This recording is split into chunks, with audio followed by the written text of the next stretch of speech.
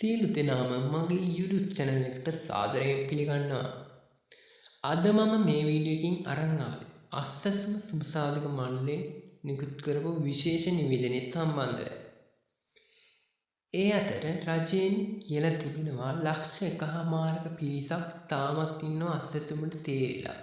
ඒ වුණත් තාමත් account එකක් ඕපන් නැති අය. මෙන්න මේ අයට රජයේ නිවේදනයක් නිකුත් කර තිබෙනවා. තාමත් account එකක් ඕපන් කරේ නැත්නම් මේ මාසේ 31කට කලින් account එකක් ඕපන් කරේ නැත්නම් අස්සස්ම ප්‍රතිලාභය අහිමි වෙන බව ඔවුන් දන්වා සිටිනවා. ඒ හින්දා ඔයා අස්සස්ම ප්‍රතිලාභයේ හිමි නම් ඒ වගේම ඔයා account එකක් ඕපන් කරන මුදල් ලබා ගන්නේ නැතිනම් ඔයා අනිවාර්යෙන් මේ මාසේ 31කට කලින් account එකක් ඕපන් කරගත යුතුයි.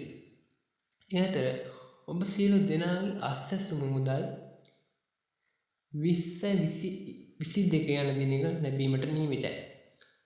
අද වීඩියෝ හොඳයි නම් channel එක subscribe කරන්න අමතක කරන්න එපා.